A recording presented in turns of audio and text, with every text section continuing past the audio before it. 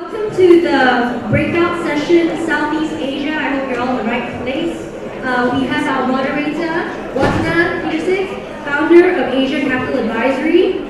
I'm going to go right to left. Ingrid Stauner, founder of Partnership for Change. Chan Ying Lok, Chief Operating Officer of the SE Hub. Pranaya. I'm sorry. I mean, that's not suited. I just realized. Hi. Yeah, Watana, why don't you take it over? Okay, sorry. We had a last-minute change last night when Sunit Cheta realized he's gotten dates mixed up, which, for those of you who know him, is not unexpected. So, Pranaya very bravely volunteered at about 9 p.m. last night to take his place.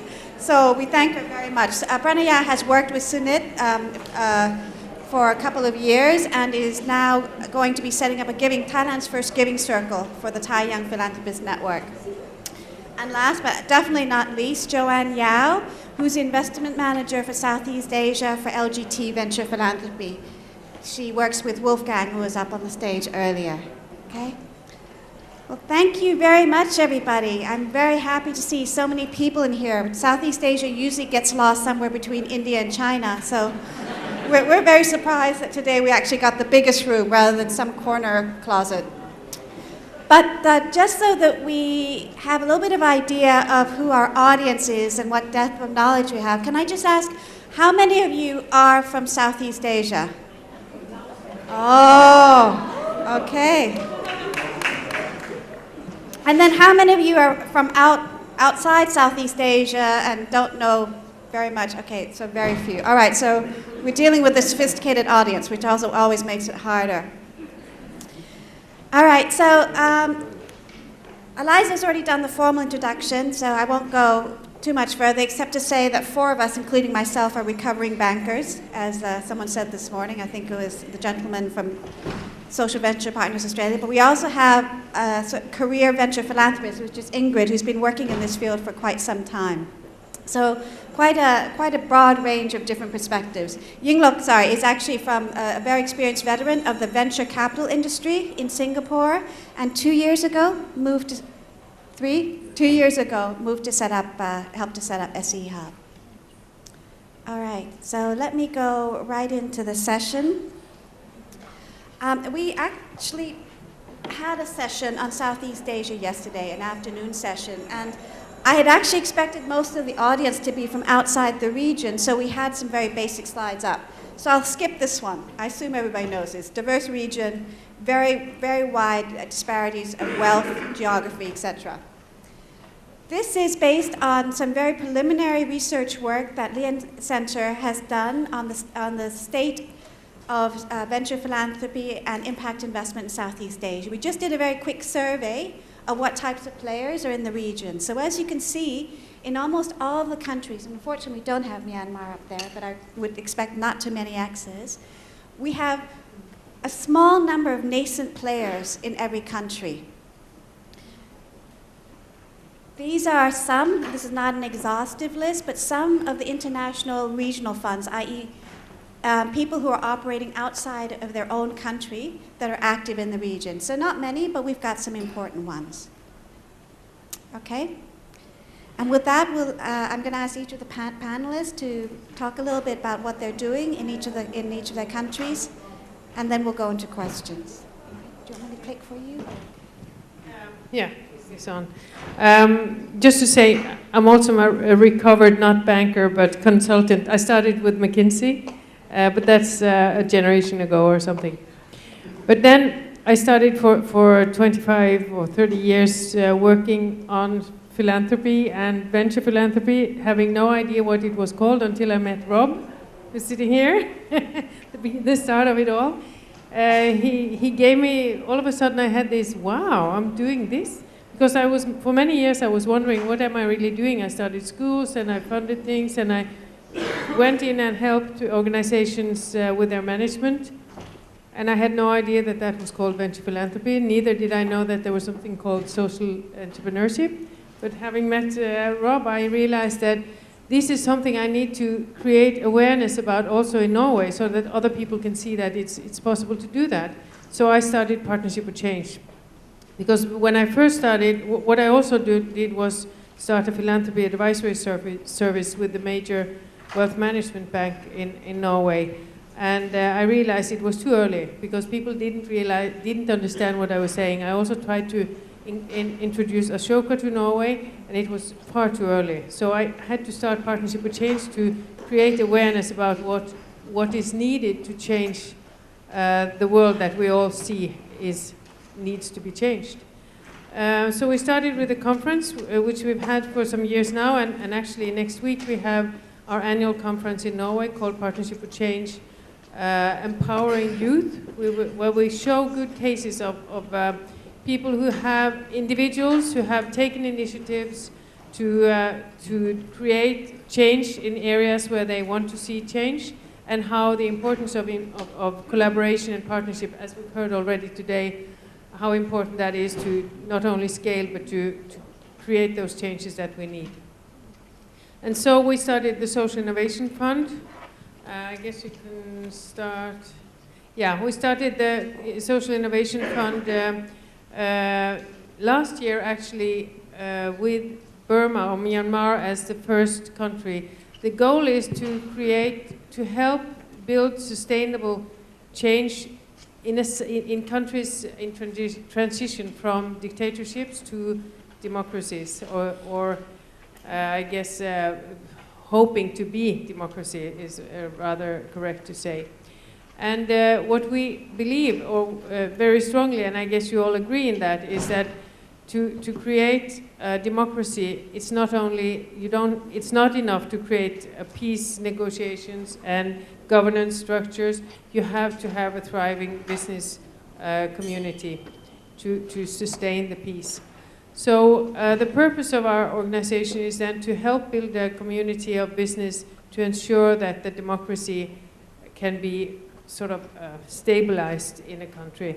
We started with Myanmar for two reasons. One is the opportunistic reason that we had very good contacts in Myanmar, both with the government and with the opposition through Aung San Suu Kyi.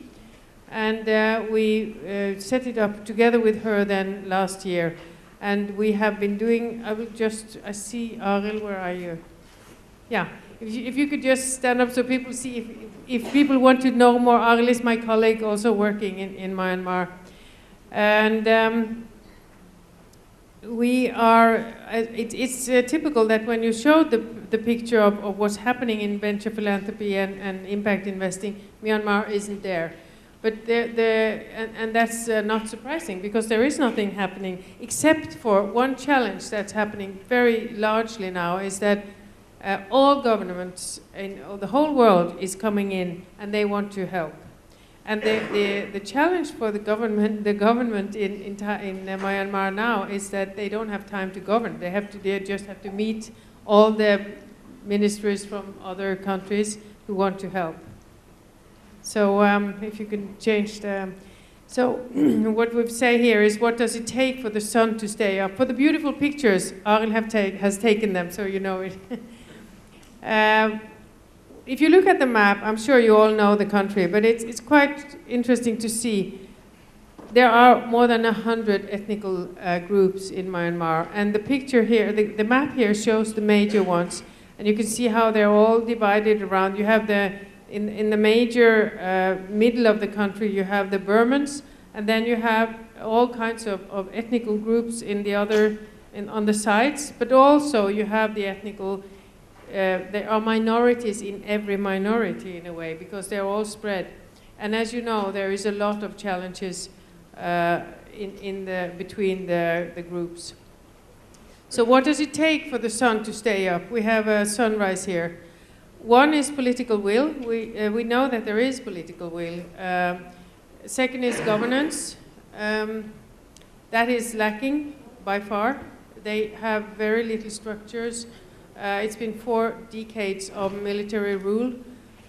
We have a president who is willing to go far to create the change, but not all elements of the government follow him. And you have the national, the local, or regional, and the local governance, where there are differences in opinion. It takes infrastructure, which is absolutely not there yet, resources. The country has a lot of natural resources, as you know, both in terms of oil and gas, hydro, not hydropower, but potential hydropower, and minerals. Human resources, 4 decades of lack of education is of course a challenge. There is a lot of diaspora people wanting to go back. Environmental sustainability is very important and threatened right now, and there is a need for thriving business community, and that's where we try to go in. And where can we play a role? We're thinking of the basic support. Teacher training is very important, with 4 decades again of lack of training. Primary and elementary schools are in big needs. Mother and child care and HIV/AIDS are both areas where there are enormous needs. And then how can we do that?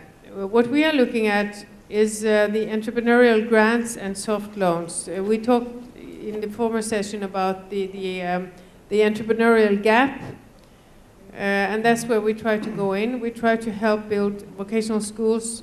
We also look at the academic education to see if we can help that.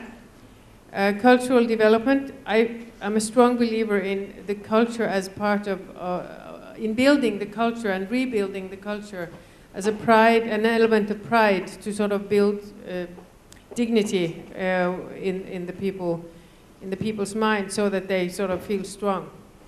Language training is very important. Although Burma was a British colony, very few people speak English now there. Hospitality service, tourism is a large industry already in Myanmar, but it's going to grow incredibly fast. It already does. If you plan to go to Myanmar, you have to book hotels a long time in advance. Should I stop? Off-grid energy, of course. Only 25% of the population have access to energy today. And digital literacy and service is, of course, also very much lacking. So our approach, again, we identify market needs, find the entrepreneur, and it's very important for us to walk through a local entrepreneur and defining where there is a development need and help with that person develop a business plan and then finance and implement. We have 3 projects going on already, and both in terms of grants and soft loans. And we are, as Wolfgang was talking about, we don't care if it's grants or soft loans. It's the issues at hand that we care about. And then, of course, we have to follow up. We haven't started following up yet because we're in the middle of beginning. So the first school will open September 9th. And then hopefully scale. Yep. So, do you want the clicker or don't? Hi, everyone. My name is Yingluck, and I'm the CEO of SE Hub. A little bit about SE Hub. It is a fund for social enterprises, and it was set up on the initiative of the Toad Board. The Toad Board is the body that collects a lot of the gambling duties and funds from gambling, and so they're very rich. And traditionally, Toad Board has been giving a lot of money out, and they continue to give a lot of money out to charities. But about 5 years ago, the chief executive of the Toad Board felt that there is an area of social enterprise that they can play a role in. And so they invited my colleague, Mr. Wong Lin Hong, who's sitting down there, okay, Lin Hong, to manage this experimental fund, as they call it. And since Lin Hong was my boss in venture capital, he called me up and says, let's do it together. And I said, oh, I know venture capital, but what's this, social enterprise? And so we talked about it, and I felt, oh yeah, okay, this is venture capital with a heart, if there's such a thing. Anyway, I believe that there is, so About 2 years ago, we set up office and we started operating out of a little office in the Polytechnic here. Now, what do we do? We've basically got two divisions. One division is lending or investing in social enterprises. Now, a lot of people would say that Singapore is rich, government's taking care of everything. So, what's the role for social enterprises in Singapore? The answer is there is a role. There's a very big role. Because there are some people who do not fall into the category of charities. Neither are they able to actually go into the full capitalist system. And they are somewhere in the middle. So we felt that there is a role for the social enterprise model here, where you have a twin objective of doing social good, at the same time, financial sustainability. So for this division, what we do is we lend money or we invest in entrepreneurs who have businesses that have social good. And so this is to benefit disadvantage, and they're supposed to be financially sustainable. One example would be, I just skip a little bit. Now, on the left-hand side, you'll see Laksania. Now, that's an example of a social enterprise started by an entrepreneur to have a chain of restaurants, cafes in Singapore. And she's put in her own money, a lot of her own money, and we co-invest to expand her business. Now, the rationale here is the social good she's doing is 40% of her employees are from the Institute of Mental Health, those who have so-called been discharged, and who can't find a job easily in the private sector, but she's giving them the opportunity. So that's an example of a social enterprise that benefits the disadvantaged. Now, to go back, the other division that we have is the micro business loan division. Again, a lot of people would say that, why do you need micro business loans in Singapore? Everyone is supposed to be rich, right? Wrong. Because there are people who are not, and they need a little bit of help. And so the micro business loan is targeted at low-income individuals to give them hope by starting their own business, and they can improve their income and livelihood. So examples again, on the right-hand side, you'll find that we've got 3 examples here. There's a guy who actually imports shoes from China, sells them in Singapore, and increases his livelihood, his income. And we've got the second one on the right-hand side. He's an ex-offender who couldn't get a loan from anybody else, but we vetted him, and we felt that he deserved to be given a loan, and we lent him some money, and he's set up a nasi biryani stall. And in fact, now he's setting up a second stall, and he's providing employment to his relatives as well. So that's another example. And at the very bottom, you find that this Muslim lady, she's selling clothes. Previously, she was just an employee, but now she's selling clothes and getting a better income. So these are the examples in the context of Singapore that we are filling, the social enterprises and the low-income individuals. Now, Watson asked me to look at what are the challenges that we face in Singapore. The venture philanthropy trend in Singapore has been, originally there were charities, and then the government has come in to provide a lot of help, and then we've got foundations like the Lian Foundation that's been helping, and now we're seeing a little bit of this public-private partnership coming to play.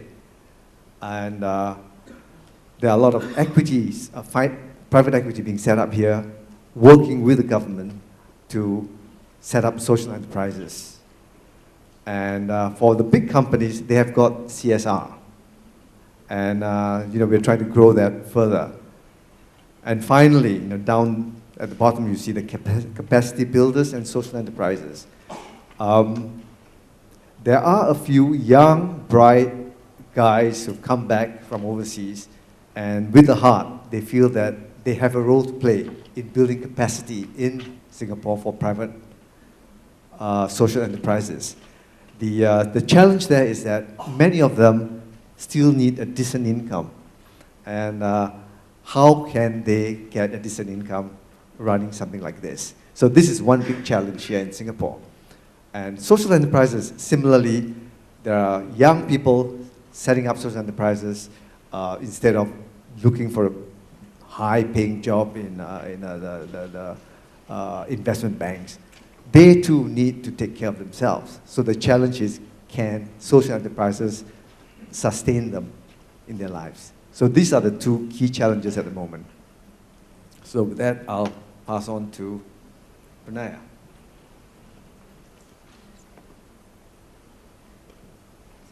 Hello everyone, my name is Pranaya, and today I'm very fortunate to represent Sunit from Change Fusion in terms of introducing you to Thailand's social investment landscape. So I can proudly say that Change Fusion as an organization is a true pioneer for creating social enterprise and social impact investment in Thailand, because it acts as an enabling organization. First, to support the entrepreneurs, social enterprise that is just none of existent probably 5 years ago, and also to influence all the parties in order to grow the ecosystem.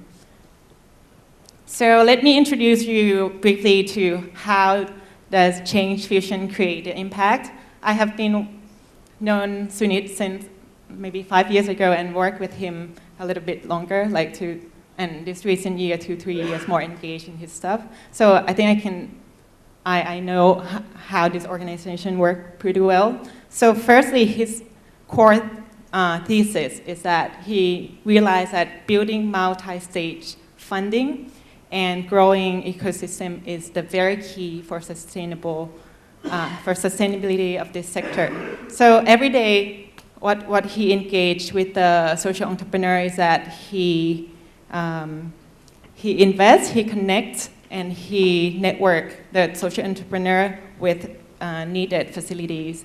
So first, because most of the enterprise are in the pre-investment readiness stage, so his team will incubate and help prepare the business models, financial projections, and maybe do some financial report or kind of tax, accounting, financial advisory to them. And also in some part, he also invests by establishing holding companies to invest in early stage phase enterprises, and also find co-investment partners, both locally and internationally.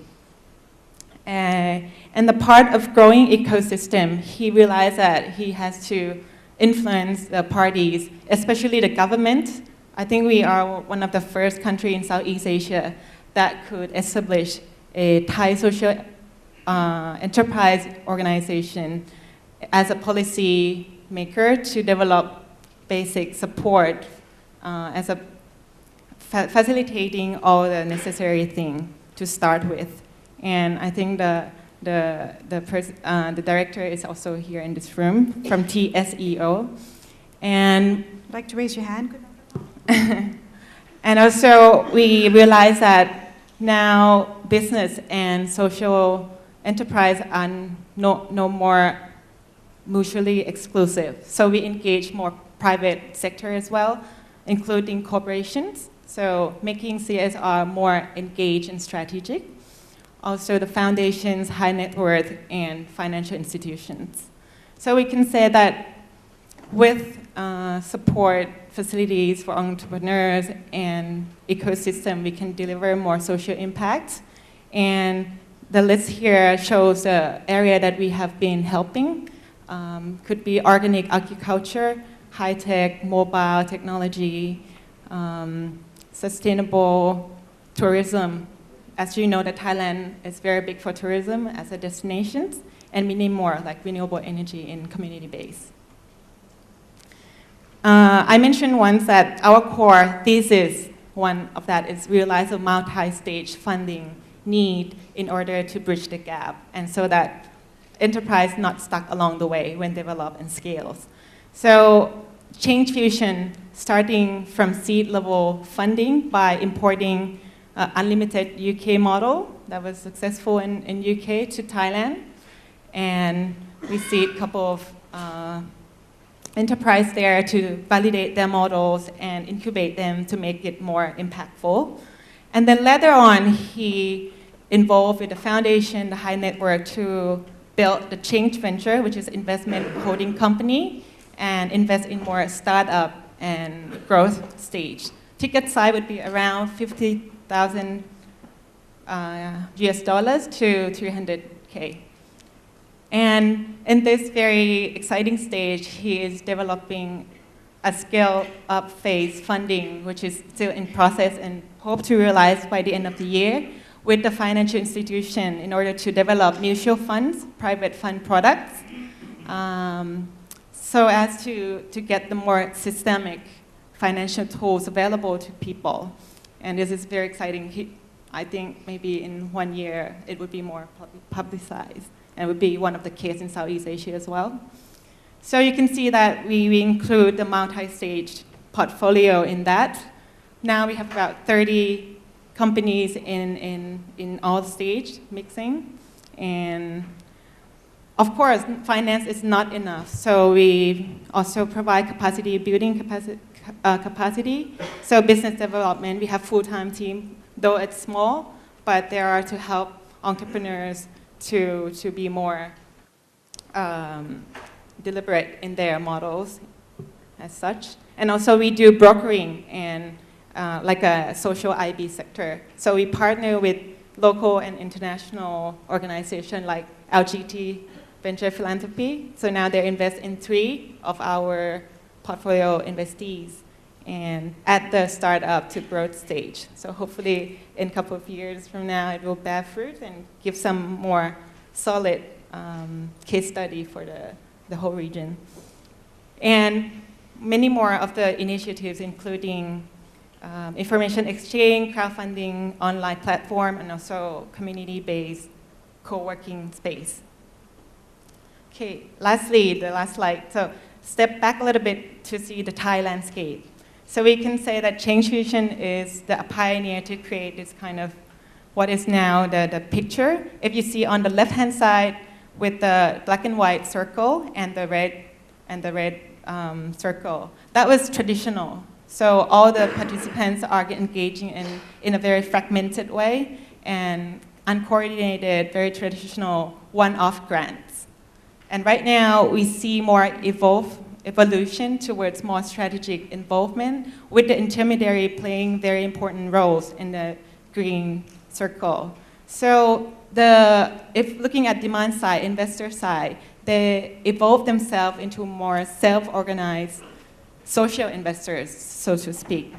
Whether it's an individual philanthropist or corporate CSR programs are more strategic, more niche, and get their professional volunteer out there to deliver more specific, to utilize their capacity more meaningfully. And lastly, the investment club, which I will be leading to establish social investment club in Thailand in very soon. So right now, for the government sector, as I have mentioned, there is Thai Social Enterprise Office, TSEO, already established in 2010. And with that, we have initial funding to start and publicize and raise awareness and establish all the programs so that more people are attracted to the sector. Right now, there are about 400 SE self-identified and registered under TSEO, but Change Fusion believe that there are few thousands out there that are community-based organizations that could potentially get some loans and then skills if they could find, better models to adapt. So we are talking about bigger potential here.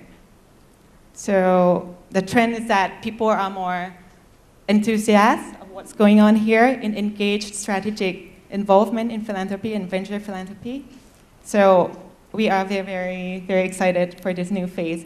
And I'm sharing all the thinking, as most of you here, that if you see in the western part where the market is more mature, more well-established case study, you come back and see in Southeast Asia and you say, where is it? Who are the people? Like, but I'm very excited to see that these 2 years, the development has been much more quicker than I have thought.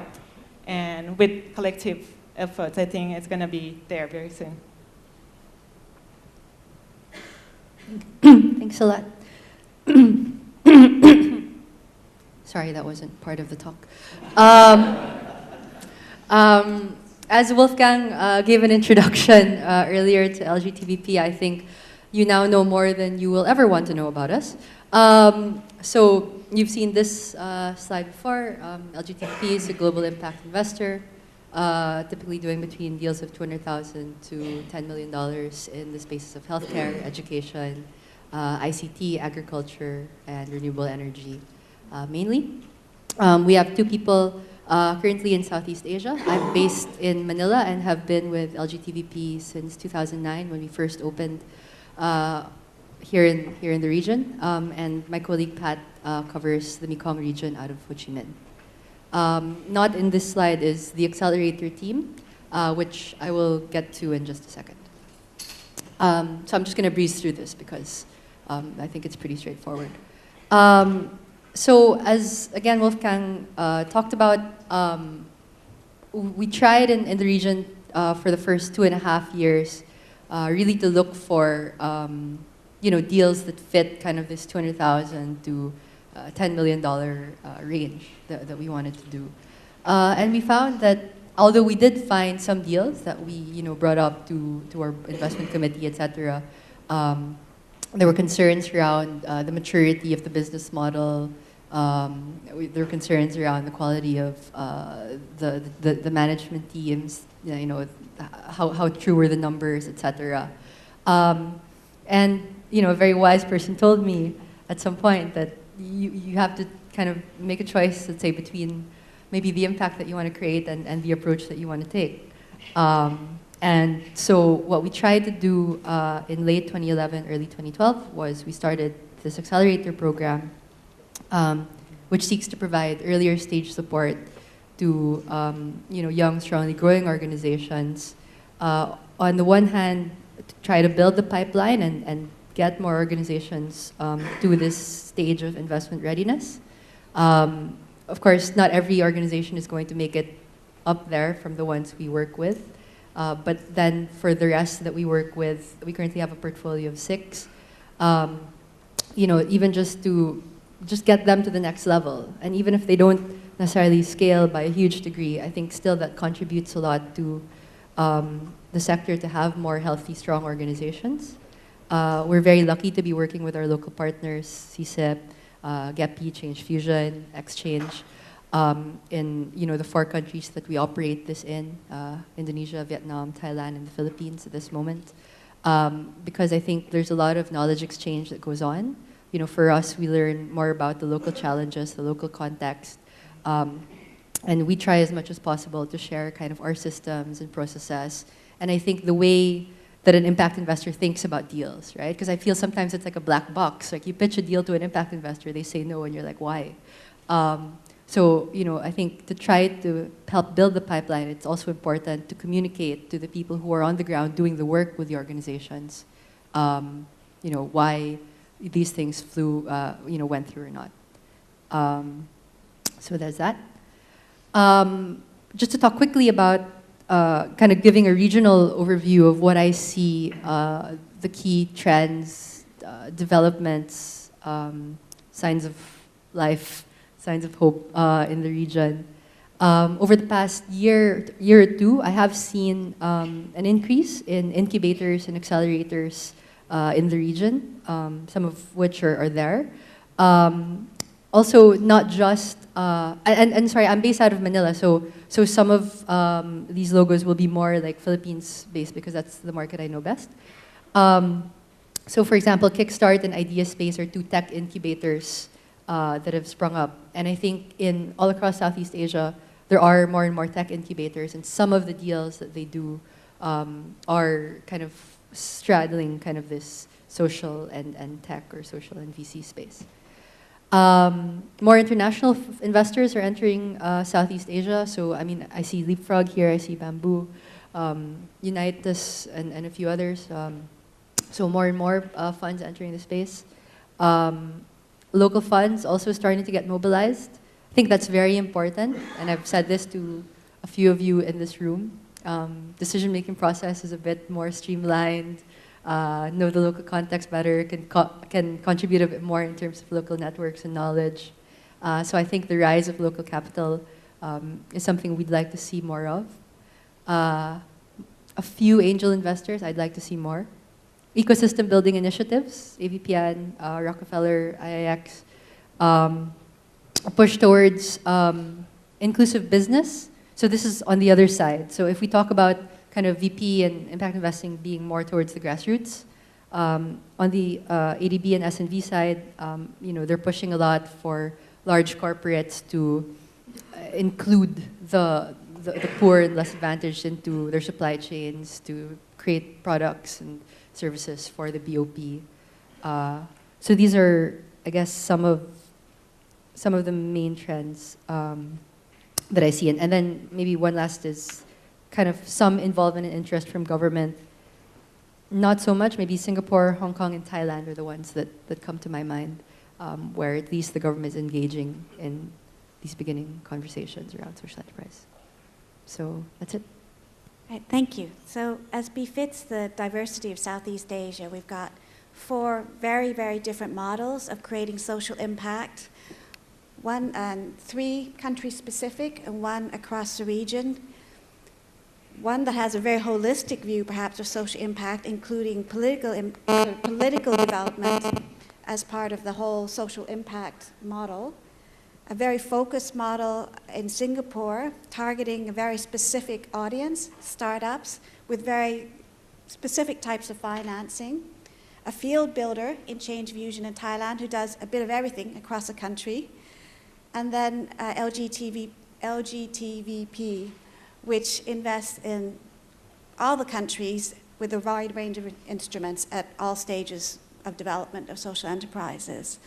So a very divergent group. So I'm going to just start the ball rolling, maybe asking a little bit more about each of the models.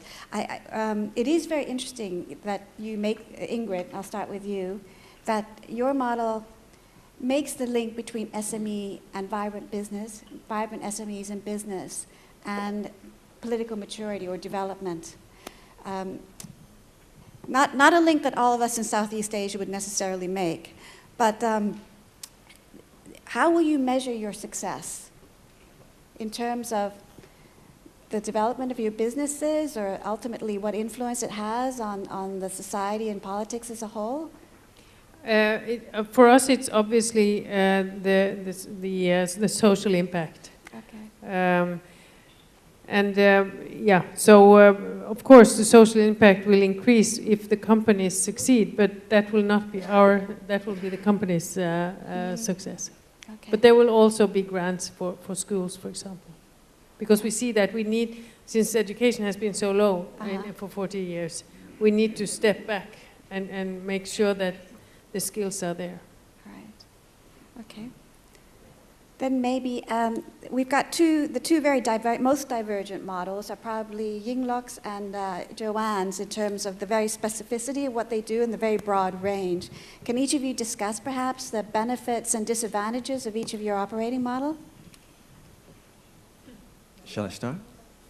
Well, as Watanan said, in Singapore, we're actually very, very specific because by and large, the government has actually taken care of a lot of things here. But still, what we're seeing is those that fall through the cracks. And so because of that, we've just targeted, and I mean, in SE Hub, we've got this definition of disadvantage, being those who are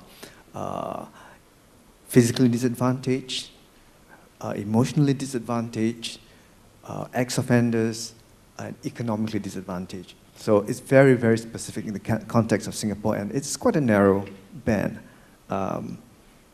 So our focus is to help this group of people, right? I think Joanne has got a wider spectrum. Yeah, I mean, I was just thinking about that now, and it's a bit like when you go to a Costco or like a really big supermarket, and you're like, what do I tackle first? Which country, which issue, etc.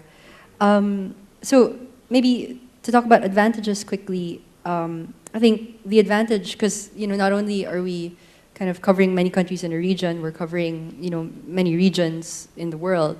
And one advantage there is we really get to see what has worked and not worked in other regions. We can replicate or facilitate in the replication of models. So for example, there was a very successful kind of TB prevention organization in India that we helped to scale or replicate into Cambodia, etc. You look at what's worked in Latin America around accelerators and think, okay, maybe something like that could work in Southeast Asia. So there's learnings that through the global team we're able to bring in to the region. I think in terms of funding model, we do have kind of greater flexibility. But the challenge there is kind of to explain to different people, like, okay, this is why you're going to get a grant, and this is why I can only provide loans and equity for you. I think the disadvantage with having so many is kind of really developing deep sector knowledge, and to this I can only counsel to really kind of divide and conquer and to be a bit more systematic in the approach and the analysis. So I think it was IntelliCap I'm sorry, that had this report and was looking at the different sectors, and under the sectors, which are the most promising areas for investment, where is the greatest need, etc. So really to take it piece by piece, as much as, there's so much out there, which I have to learn, because I've been quite opportunistic about it, to be very honest. So. Maybe, Kun Bang, if I may ask, what are the challenges of being a field builder in Thailand? There are two things. First is to really understand the related business associated with social investments and what is a successful models being done elsewhere and how to localize it to Thailand context. Because there's a lot of models in UK, it's a lot of government-led initiatives. US is more entrepreneurial based, also government support.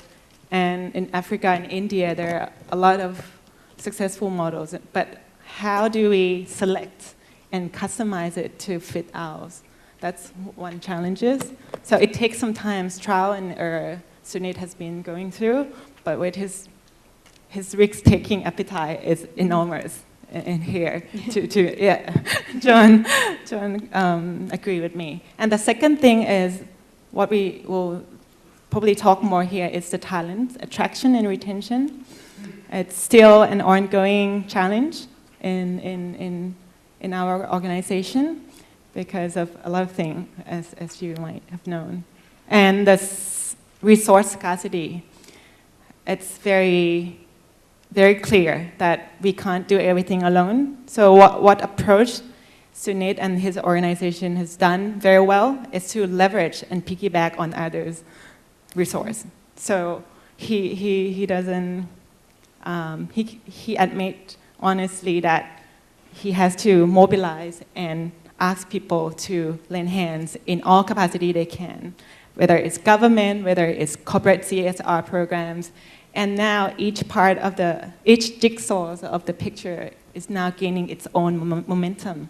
In particular, the corporate CSR. Rather than just giving one-off grants or just doing one thing, growing trees, they're more strategically focused. And that's very important. So we try to overcome challenge by mobilizing others' resources as well. This is, as I mentioned, we had a section on Southeast Asia yesterday, and there are a few themes that emerged. One was this whole issue of attracting talent, which seems to be a problem in the industry worldwide, except perhaps in India. But there are specific reasons for that, but it is a very strong theme in Southeast Asia. How do you compete for talent in countries where there is so much other opportunity elsewhere in a very vibrant economy? The other theme we have been hearing about is that in Southeast Asia, it's possible perhaps that businesses will be playing more of a role in the development of this sector in venture philanthropy and impact investing. And perhaps you'd like to address this? Yingluck, yeah. Actually, Lin Hong has actually suggested once that we should actually tap the existing professionals in the corporations to give their time. And in fact, yesterday, someone also mentioned that there are a lot of people with talent, with support in terms of the time, and as you mentioned just now, they can be contributors without costing the social enterprises. And a lot of social enterprises cannot afford to pay for professional services. So there is this gap that we should be looking at. Okay. I think, one thing about Southeast Asia, and I don't know if you guys agree, but there are quite a few kind of rich families that own very large conglomerates that have a lot of money. And if there are good deals to be done, generally they have the money to do it themselves. And so the need for private equity or whatever is somehow not as great sometimes, I feel. And so there's a question of how can you work with families that do have these resources at hand, and try to move them more to inclusive business models or to try to do more stuff in the social space, and then leverage not only their funds but also the people in their companies to kind of help create impact at scale. And I've seen a few examples of this, at least in the Philippines, whether it's for example Jollibee integrating smallholder farmers into their supply chain. Whether it's the Tao Corporation, which is a very large distribution company, starting to use that distribution infrastructure for distributing goods and services to the base of the pyramid.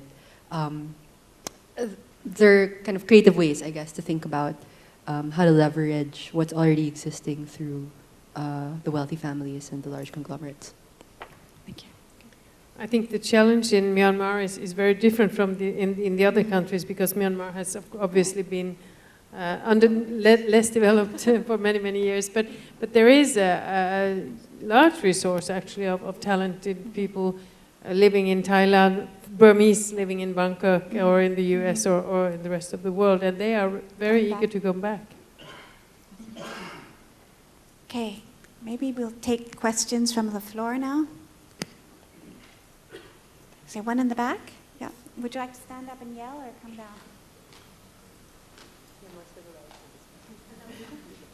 Hi everyone, I'm Doris Lang from Social Ventures Hong Kong. I have a question to a Thailand friend and Yingluck from Singapore. Because for Hong Kong, I'm not sure whether Kim from Hong Kong government is here. In Hong Kong, we are going to have $500 million Hong Kong dollars to support the social innovation and entrepreneurial development in Hong Kong. But as a social entrepreneur, I found my social enterprise in Hong Kong. I'm quite, worried about the government interference on entrepreneurial development, because in my experience, all the social enterprise should be done from bottom up, not from top down policy. So any lessons you can share with us that if the government is intervening too much in investing or intervening or giving advice, those policy things, then we'll maybe at the end we'll screw up those enterprise development. Thank you. I think that's just hit on the heart of the difference between Hong Kong and Singapore. Yingluck, how are you going to answer that? Anyway, welcome to Singapore, Doris. Well, I know Doris because Doris runs a cab service in Hong Kong called Diamond Cabs. And I was, for a short spell, running an equivalent called Caring Fleet in Singapore. And we've been exchanging notes on what works for her and why it works for her and what works or doesn't work for Caring Fleet. So, and she's from Hong Kong, I'm from Singapore. Here, we've got this, as Watanan says, Singapore, the government has a very, very big role in almost anything in Singapore. Whereas in Hong Kong, they always pride themselves, as to be private enterprise, and but at the end of the day, we are sharing the same objectives. We want the social enterprise to work. So from that point of view, we have a commonality. We believe that at the end of the day, it's got to be self-sustainable, and it's got to really do social good. I agree, and I do share with Doris her concern that, of government, I wouldn't use the word interfering, but perhaps, being a barrier sometimes to development. But from the Singapore's example, I'm not being patronizing, but I would say that Singapore government has actually done quite a pretty good job in encouraging, and at the same time giving a little bit of leeway for for the social enterprises in Singapore to work.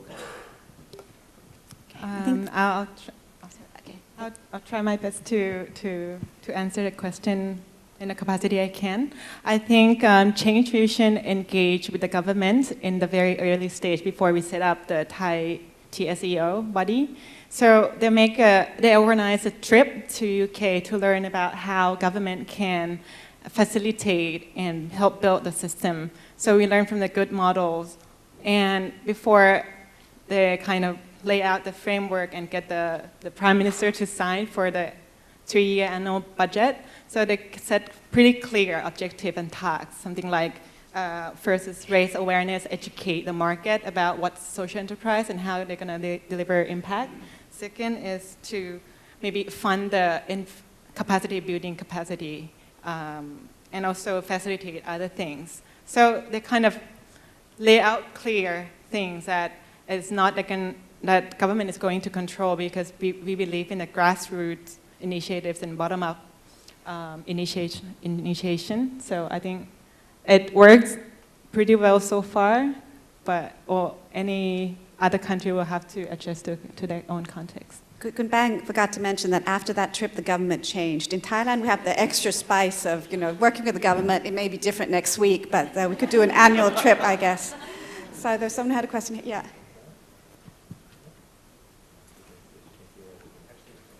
Actually, that segues right into my question. So I'm James, starting a new impact fund based in Vietnam. Question is this, it's 2 parts. The first part is, we all talk about social impact, and we all kind of strive for that. Now my question is, in terms of the outputs, the social output, to what extent do your, the private sectors, whether it's a small, medium-sized enterprise, sort of internalizes whatever that output is? Could you give a concrete example of that, right? Of a private enterprise really internalizing whatever that social impact is. And the other question, which is very similar, is the government involvement. So I would like to know, for example, are any of your investments aligned with any of the MDG goals? And to what extent does the government sort of internalize that? So just in terms of private enterprise internalizing social goals, do you mean the social enterprises themselves, or businesses that may not be traditionally considered social enterprises, like traditional business? The former.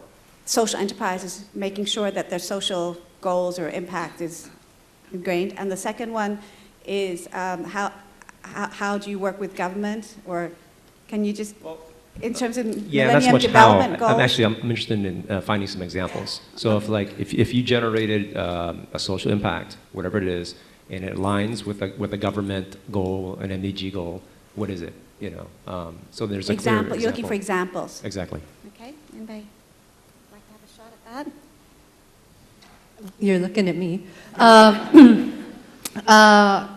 So, I mean, with us, we strive to find organizations that improve the quality of life of less advantaged people. So the assumption, which most of the time works out, is that as the organizations grow, the number of people benefited also grows. So, if I look at Vietnam, we invested in an organic tea and ginger company. And last year, from when we invested to now, they doubled their sales, basically. They were working with about, I'm roughing it here, but I think it was about 600 farmers, and they've grown to about 800 farmers. And I think the target is to get to about 1,000 this year. So in terms of output, it's kind of this, and then I think incrementally, you can try to measure how much more the income has increased from maybe before they were making organic tea to what they make now per kilo. So I would say it's these very quantitative indicators, and I guess from there you could spend time on the ground and do studies on, okay, like what does that really mean and how do you really spend it. But I remember there was an article, I don't know if you guys read it, somebody wrote, let's get realistic about measuring impact. Because the truth is, as much as we'd really like to send teams down there and look at the impact, sometimes it doesn't make sense cost-wise. And at least how I deal with it is I know some of the beneficiaries of my organizations, and I know the change it's made in their life. And I just think, maybe for not all the cases, but the examples I see, I multiply that over the number of people that this organization has helped. And of course, it's a very rough estimation, but there you go. There are other firms who do invest in really doing these ex-ante or whatever studies. So in terms of government, I mean, in my region, not so much because they tend to be smaller investments. But for example, Mothers to Mothers, an organization in Africa that we invested in, reduces the transmission of HIV/AIDS from mother to child through their model. And kind of by presenting these results to the African government, they've kind of managed to, or the different African governments rather, they've managed to get approval to scale the model up to, I think 7 countries. I could be a bit wrong about the numbers, but 7 countries now in Africa, and I think are looking at a model where the government can start to assume some portion of the payment for that model. Thank you, John. More questions?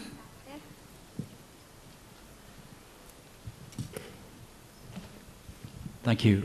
Cyril Antignac from Uberis Capital. I think it would help if we could have, from your experience on the field, a quantitative view of how many companies we're talking about. So I'm thinking of Johan in particular, because you have a pan-regional perspective. How many businesses are we talking about, from the ground up to people that you have selected at an incubation level, and then from that to people that have been, in fact, funded by impact firms? Is it just have a broad feeling of, the size of the ecosystem and how much, to what extent that is working so far? Thank you. That's not difficult at all. No.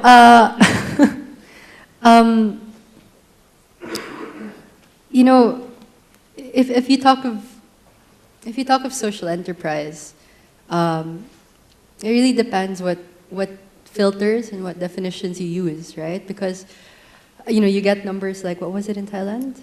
400. Self-identified. Self-identified.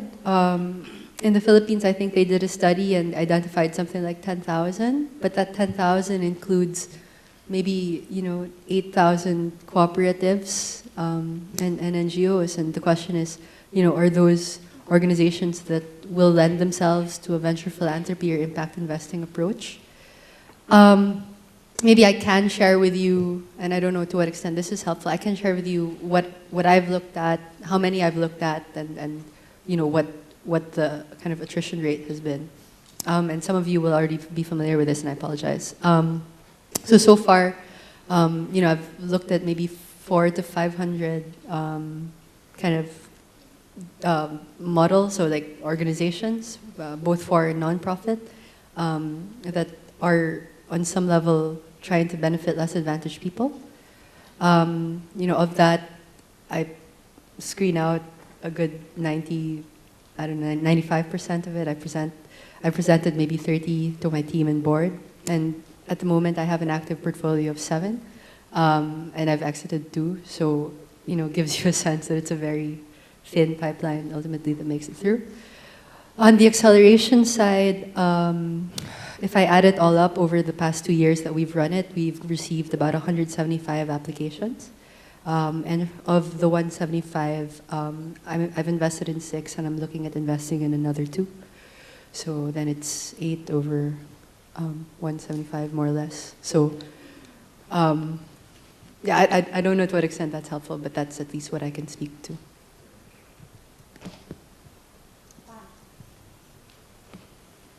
You can tell us a little bit about Vietnam. Hello, thank you very much. My name is Oanh. I'm founder and CEO of CSIP. It's a kind of fuel builder like the Chin Fusion. We are working very close together in Vietnam. We are a 4-year-old organization, but we also try to build the sector of social entrepreneurship. Our portfolio now is including 40 startup social enterprise in the country. Well, but anyway, I want, I want to raise a question about, I want to ask the panelists and also others audience here about, if you know that the Southeast Asia is a relatively new market for social enterprise. And you can see it in terms of the number, quantity, also the quality, that very few social enterprise get very kind of high volume, high impact. Yet, so the question is always stuck in myself is what goes first? Is a chicken and egg between the role as a kind of fuel builder, as building the ecosystem, or the building the pipeline, and it's like the chicken and egg. For me, is that without the strong, supportive environment, support from government, support from corporate sector, and many different factors, we cannot have a good pipeline. But also without the pipeline, we cannot persuade, we cannot convince and attract, investor, people coming to the sector. So it's always like the chicken and egg. And as I come from investor, perspective, you are looking for a deal. So you're looking for the ready-made, investable, ready, as social enterprise.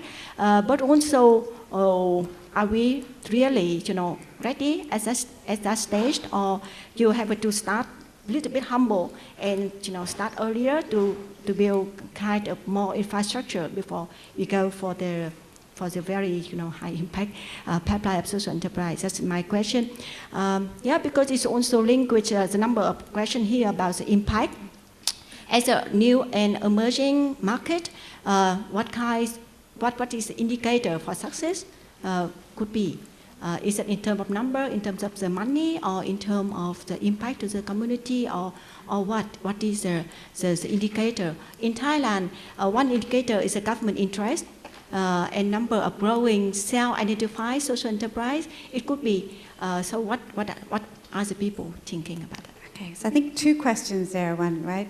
One, should you spend resources building up the ecosystem first, including, I guess, more startup stage, the facilities for startup stage social enterprises, or do you try to ensure that there's invest resources in actually the pipeline itself? Right? Is it, if you build it, they will come, or do you just try to put money into making sure that the people who are coming are there? And the second question is, what indicators do you look at, right, for success? Okay, who'd like to address that? Ecosystem, maybe, right? I'll try my best again. For the part of which one you're going to start with, building ecosystem first or getting the right entrepreneur, right enterprise for investment readiness. For Thailand case, well, they did both at the same time because we don't have the luxury of like the UK where there are lots of specialized service provider doing each task, but effectively only Change Fusion is a catalyzer and kind of enabling organization. So in their own team, they have to separate maybe small groups of people. One is to engage other parties to influence the government, a policymaker, and the other who being more of incubator hubs, helping developing business plan. So it's run parallel. So the best I can guess is in Southeast Asia, if you don't have that luxury of many organizations, you will have to dedicate the task force and resource to do two things at the same time, because it will influence each other, and the more you break the silos and have everyone engaged, find their own role in participating in this system building, it would be quicker and more effective, so to speak. If I dare to come with a perspective from Europe or from Scandinavia, all of Europe doesn't have the same well-developed structure as the UK. In Norway, and that's interesting with your question about the government, we had a minister of trade who said, oh, I'm also for social entrepreneurship, but I think we will take care of it from the government side. So I think we should be careful of asking for too much government sort of ecosystem building, because that will destroy the individual initiative. I think it's more a question of letting go of letting the initiatives flourish, and then try to help them coming up. I'd just like to make a comment on the indicators. As I said, in Singapore, the government has done a lot, and they continue to do so. And actually, as far as indicators are concerned, the government themselves have actually got KPIs and a lot of indications in their ministries. Their ministries could be seen as government social enterprises, so to speak. So like Ministry of Health that I've worked with, MCYS, or Ministry of Social and Family Affairs, they've got their own indicators, and they're very widely known because they report them every year. Now, social enterprise actually is still very new in Singapore. Actually, it was only, if I recall it, it was mentioned for the first time by the Prime Minister in his last annual speech. And then there's a flurry of activities. Everyone says, I'm a social enterprise, I'm a social enterprise. Now, the question is, how do you measure your success as a social enterprise? And this is what we're grappling with now. How do you measure the social, qualitative aspects of outcome, not just output, outcome? Dollars and cents is easier to measure. There are lots of accountants in Singapore. But qualitative aspects, that's the bit that we're now looking at. And even our so-called, our godfather, the Toad Board, is asking us, show us how you measure your outcome. Okay, I think we've run out of time. So, okay, there's one last burning question from Cliff. Okay. Cliff, just one. Just quickly. Just before we get to you, I just had a burning comment on pipeline. I'm sorry. Just kind of one thought I wanted to bring out there is, are we looking in the right places? I mean, we talk about finding social entrepreneurs, and that requires that people know that they're social entrepreneurs. So a point that Ross Baird from Village Capital brought up yesterday is, if you rephrase it to say we're looking for entrepreneurs that are solving problems in education and healthcare and livelihood, you might get different people to come through. And so, to let's say, try to find entrepreneurs outside of the circle of people who self-identify. Sort of related to the question before last, I just wonder whether there would be value, given a number of countries in the region seem to have a strong micro-business culture. Would there be value in a microfinance facility for micro-social enterprise? Is that a missing element rather than just looking for the small number that can go big? What do you think? And this is Cliff Pryor from Unlimited UK. No, definitely. I mean, if you look at the market, venture capital really only takes a very small chunk of, and all the other SMEs stay SMEs, right? And that's so missing. I mean, it's just not there. And I see a few firms in the Philippines that are trying to fill the gap, but the need super exceeds the funds available. And one of the issues is that there are no firms, like the banks are not equipped to assess the risk of investing into a micro business, and that's why there's a lot of capital, but it's not getting to the to the micro businesses that need it. Yesterday, if you remember, we had this chart of the story of Southeast Asian venture philanthropy and impact investing is gaps. That's one of the big gaps. This, how do you provide sort of debt financing to small micro businesses? There isn't anybody out there yet who's a provider of that in any country, I think, that we can think of. I think we've run out of time, so thank you very much for your attention. And where do you want us to go now, Priska? Set up outside for lunch. Okay, thank you very much, everybody.